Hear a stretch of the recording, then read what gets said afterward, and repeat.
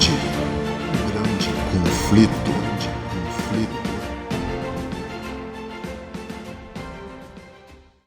Estamos entrando no 7º estudo de 3 estudos separados por nós para podermos abranger o grande conflito. E o tema da semana é motivados pela esperança. E o texto base se encontra em Isaías 25, verso 9. E aqui Deus diz o seguinte para mim e para você nessa semana. Naquele dia se dirá: eis que este é o nosso Deus em quem esperávamos. Ele nos salvará. Este é o Senhor a quem aguardávamos na sua salvação. Exultaremos e nos alegraremos. Louvado seja Deus por essa palavra. Meu irmão, conhecer o futuro e entender assuntos obscuros sempre foi algo que despertou interesse nas pessoas. A volta de Jesus é um dos acontecimentos com mais referências aqui na Bíblia. E por conseguinte, sempre despertou a curiosidade entre os estudiosos da Bíblia. O livro de Daniel, que trata de eventos relacionados ao tempo do fim, foi alvo de estudo de muitas pessoas, especialmente de 1798 para cá. Está revelado nesse livro, entre os símbolos e períodos descritos, o tempo do segundo aparecimento de Cristo? Isso nós vamos ver essa semana, no estudo dessa semana. Seja bem-vindo ao canal da Esperança. Manhã com Jesus está no ar. Você é nosso convidado ao 7º estudo, Motivados pela Esperança. Eu quero que você abra em Daniel 12, verso 4 e acompanhe essa leitura comigo. Olha o que diz aqui. Quanto a você, Daniel, encerra as palavras e sele o livro, até o tempo do fim. Muitos correrão de um lado para o outro, e o saber se multiplicará. Embora muitos leiam esse texto que acabamos de ler e o apliquem aos avanços da ciência e da tecnologia dos tempos modernos, não parece ser essa a interpretação primária mais condizente com o texto bíblico. É fato, muito fato, que o conhecimento e a ciência evoluíram assustadoramente nos últimos 200 anos. E como aplicação secundária, alguns aplicam essa interpretação, mas o texto de Daniel ele se refere ao conhecimento e esquadreamento das profecias relatadas anteriormente no próprio livro de Daniel. O anjo estava dizendo para Daniel que o conhecimento acerca das profecias descritas em seu livro, elas seriam compreendidas no tempo do fim. Percebemos o cumprimento dessas palavras já desde Isaac Newton, um dos primeiros a estudar o livro de Daniel e tentar calcular os períodos ali mencionados. Entretanto, ele não foi o único a fazer isso. Pouco tempo depois, no Oriente Médio, na Europa, na América do Sul, na América do Norte, homens passaram a estudar o livro de Daniel com afinco, entendendo que algo muito importante estava para acontecer.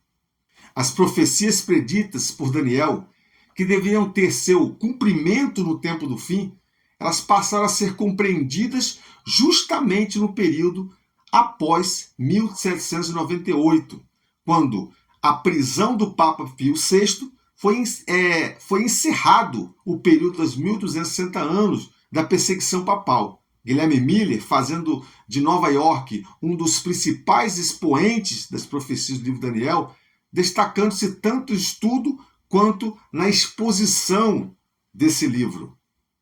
É bem provável que você já ouviu falar em Guilherme Miller.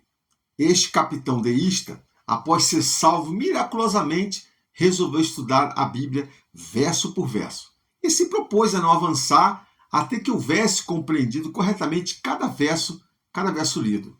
Com apenas uma Bíblia, uma concordância bíblica, ele iniciou então a sua jornada pelas Escrituras Sagradas. Mas ao chegar no livro de Daniel, ele não conseguia avançar. Eram muitos dados numéricos e informações proféticas importantes para serem ignoradas. O capítulo 8 e 9, especialmente, lhe chamaram muita atenção. Miller se debruçou sobre esses capítulos, até compreender os períodos ali mencionados. A saber, das profecias de Daniel estava agora se multiplicando. O estudo dessas profecias difundiu a crença de que o segundo advento de Cristo estava próximo. Vários estudiosos da Inglaterra, como Joseph Wolff, no Oriente Médio, Manuel Lacunza, na América do Sul, e Guilherme Miller, nos Estados Unidos, junto com outros estudiosos das profecias, declararam, com base no estudo das profecias de Daniel, que o segundo advento estava prestes a ocorrer. Essas convicções se tornou a força motivadora de um movimento mundial. Essa profecia também foi interpretada como indício dos estupendos avanços da ciência e do conhecimento geral do século XIX. Avanços que tornaram possível uma proclamação extensa das mensagens das profecias. Sem nenhum meio tecnológico, tal como internet, celulares, computadores, etc., sem ter contato um com o outro, é impressionante pensar que homens como Joseph Wolff, no Oriente Médio, e o padre Manuel Lacunza, na América do Sul, e Guilherme Miller, nos Estados Unidos, chegaram basicamente às mesmas compreensões quanto ao tempo predito ali na profecia de Daniel. Todos eles entenderam que algo estava para acontecer entre 1843 e 1844. Como o entendimento deles quanto à purificação do santuário estava equivocada, pois pensaram que a terra seria santuário e a purificação seria a destruição pelo fogo, eles entenderam que Jesus estava perto de voltar naquela época. Guilherme Miller, notadamente, foi o mais conhecido a pregar essas mensagens, pois sua pregação alcançou a América do Norte e causou grande impacto. Milhares de pessoas aderiram ao movimento milerita do Advento. Muitos venderam suas propriedades e empregaram todos os recursos no que acreditava ser a pregação final do Evangelho ao mundo. Esperaram Cristo retornar em glória, o dia chegou, mas Jesus não voltou. Para a surpresa de alguns, não foi Miller que estabeleceu o dia 22 de outubro de 1944 como a data para o aparecimento de Jesus. Ele havia predito que Jesus voltaria entre o verão de 1843 e 1844. Como isso não ocorreu, outro indivíduo chamado Samuel Snow refez os cálculos de Miller e, com base no calendário judaico-caraíta, projetou pela primeira vez o dia 22 de outubro. Ao apresentar a Miller as suas descobertas, vendo a seriedade e precisão dos cálculos, Miller adotou aquela data. Miller passou então a pregar mais intensamente sobre o tema. Muitos que viram os cálculos se convenceram da exatidão dos mesmos e decidiram se juntar ao movimento. Homens com recursos sustentaram a obra de pregação por todo o território dos Estados Unidos. Assim, em pouco tempo, a América foi sacudida pela verdade de que Cristo estaria muito em breve voltando. Muitos zombavam de Miller e de quem acreditava como ele. A pregação, no entanto, avançava com poder. O dia 22 de outubro chegou e Cristo não voltou. A zombaria foi extrema por parte dos incrédulos, mas a decepção daqueles que ansiosamente aguardavam a segunda vinda de Jesus foi incomensuravelmente maior. Onde erraram? Seria a Bíblia realmente um livro confiável? Por que Jesus não veio? O que fazer a partir de então? Pois muitos haviam vendido tudo quanto tinham e agora estavam literalmente sem nada? As perguntas eram muitas e os sentimentos de vergonha e angústia muito profundos. Muitos perderam a fé, abandonaram a palavra de Deus e a religião, enquanto outros continuaram esperando e marcando novas datas para o retorno de Cristo. Outros, porém, buscaram entender melhor o que havia acontecido e chegaram à conclusão de que os cálculos estavam corretos, mas o evento é que estava errado. A purificação do santuário não seria o retorno de Cristo à Terra. E para concluirmos o estudo da semana, o sétimo estudo dessa semana, temos que entender que a volta de Jesus sempre foi o anelo de cada um que abraçou a palavra de Deus como seu guia. Esse foi o sentimento dos discípulos, e não foi diferente com os reformadores. Essa foi igualmente a atitude de Guilherme Miller e os seus seguidores. Eles aguardavam a vinda do Senhor, porém eles interpretaram a profecia de maneira errada. A data estava certa, mas o evento estava errado. Não seria a volta de Jesus. A decepção deles foi muito grande. Algo similar havia acontecido 2000 anos atrás, quando os discípulos esperavam que Jesus reinasse em Jerusalém e os libertasse do jugo romano. Mas agora Cristo estava numa sepultura. Lucas relata esse momento. Nós esperávamos que fosse ele que havia de redimir Israel. Mas depois de tudo isso, já estamos no terceiro dia desde que essas coisas aconteceram. Você vai encontrar isso lá em Lucas 24, 21. A decepção deles por não terem compreendido corretamente as profecias, foi muito grande. No imaginário judaico, o Messias seria um libertador terreno que se assentaria no trono de Davi e restauraria a glória de Israel.